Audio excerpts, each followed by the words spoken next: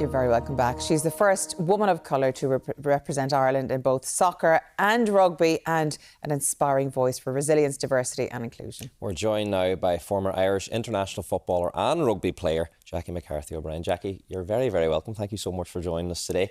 Thank you. You're sitting there, you've achieved enough for probably 2 lifetimes, and you've written it all down now in the book. But I want to go back to when you were 2 years of age. You came to the country. Tell us about what those early years were like.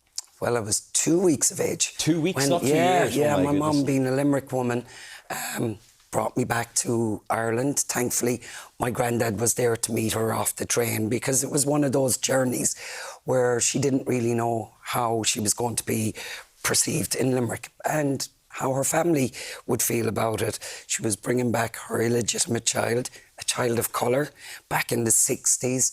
So I can imagine what that journey must have been like. But thankfully for her, Granddad was there. He walked down the streets of Limerick with me proudly. So yeah, that was my introduction to Limerick. And sadly, within 2 months, the safety that my mother brought me back to Limerick for was taken. Knock on the door, 2 nuns, a priest and 2 Gardaí. Just had the power back then. They weren't letting my mum walk around with an illegitimate child, especially a child of colour. So I was taken from her, placed in an industrial school, and I spent the next 5.5 years there. What memory do you have of that next 5.5 years that you spent there? I suppose from the age of 3 on, making rosary beads. I can still do the, thread, and twist, and your fingers would be bleeding because it was metal, it was, a wire. Cruelty around food. Every punishment was no food. Wet the bed, no food. Do something, no dinner. So it was constantly kind of, punishment, punishment, punishment. There wasn't love there. There's no point in pretending.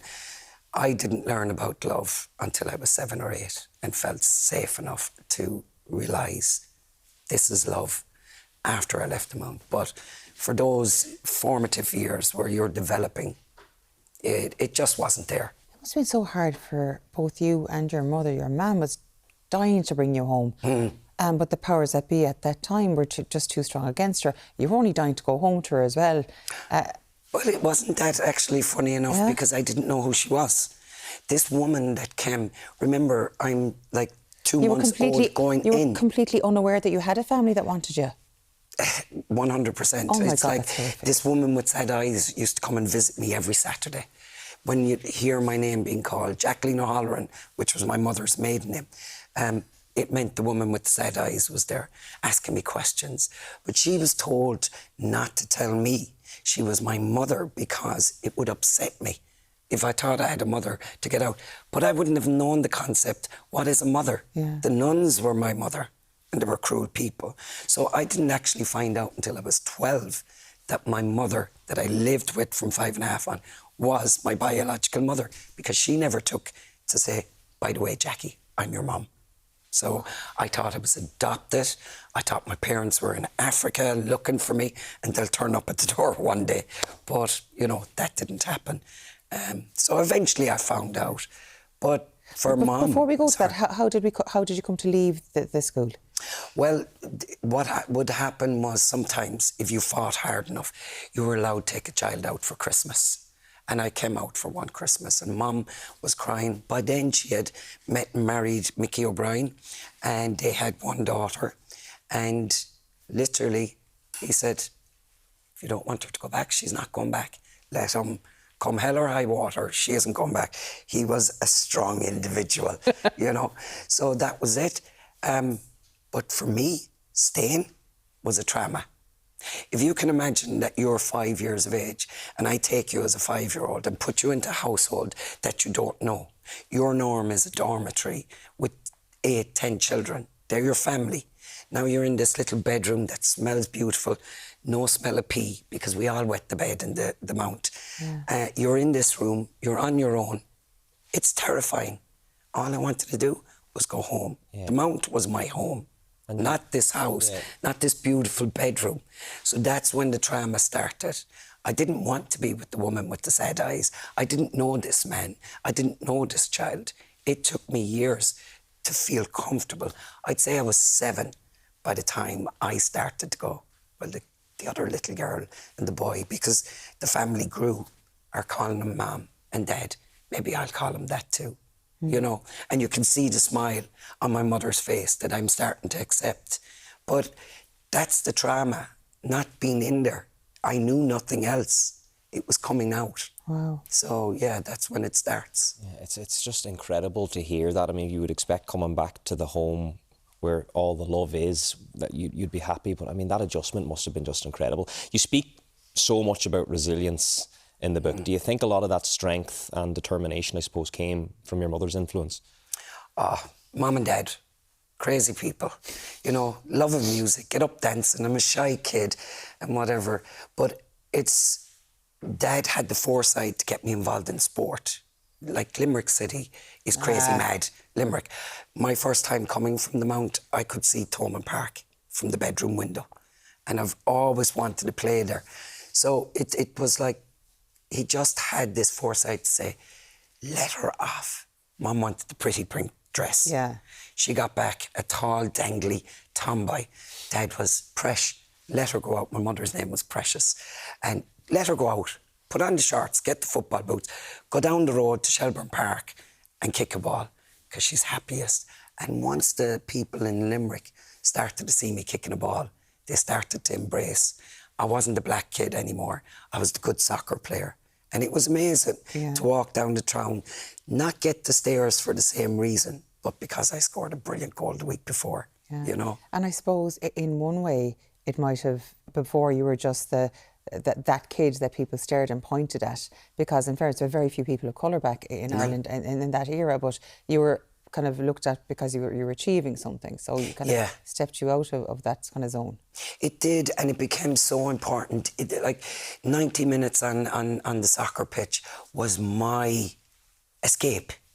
I wasn't the black kid, I was Jackie the soccer player, and I could hold my head up so high, you know, and just enjoy it. The rest of the world was gone. Sadly, when I came off the pitch, it would be back there again. The only one making your communion, your confirmation, the only one at this or that.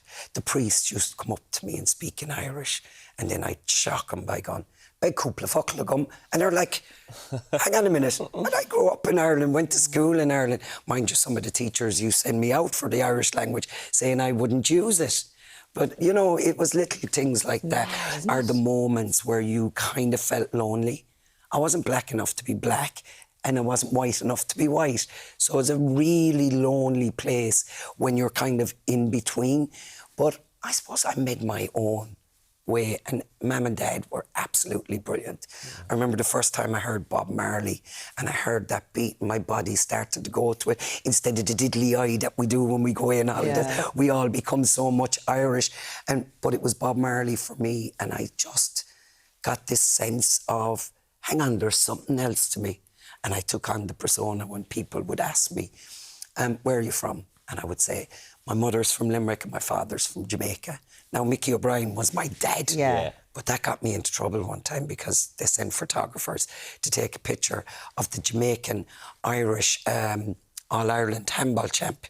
Because my dad was an All-Ireland handball champ, and I only ever referred to him as Dad. And in doing an interview, I forgot and said, my dad's Jamaican. You know, without going into all the explanation. And of course, they wanted a picture of my black dad, who was from Limerick and an All-Ireland handball champ. But yeah, he was an amazing man.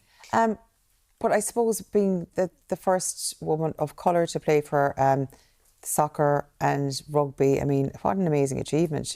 Looking back at it now, do you feel the weight of that legacy a bit?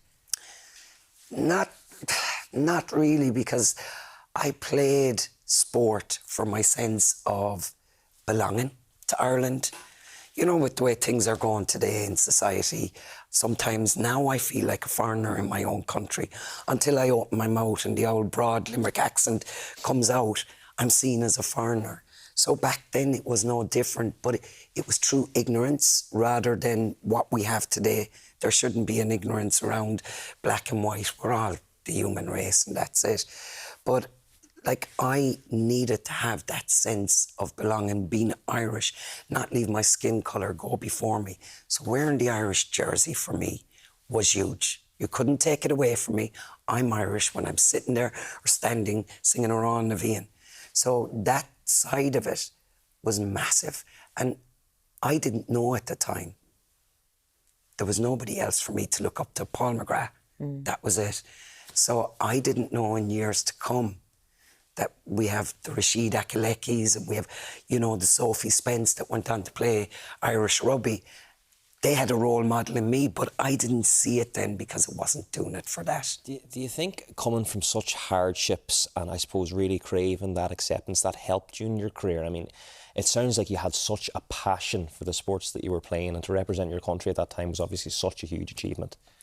Look, I'd love to say I loved playing. I don't like the cold, and it is winter. It's a winter sport. We only got the soccer pitches when the men were finished. I think for me it was escapism. If I'm going to be honest, it wasn't the love of the game. Now I do, and I love the rugby.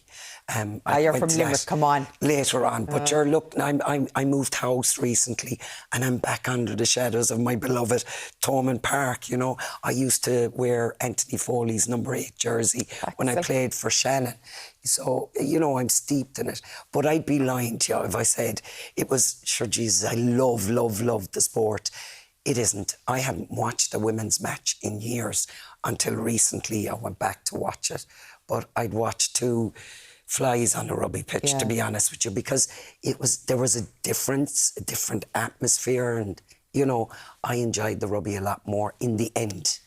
But now when you look at your daughter playing now, Sam, because she's also playing soccer as well, the first, I mean, how historic is that? Mammy and daughter both playing for Ireland. That you must be very, very proud of it. At least she had you to look up to and to kind of blaze that trail.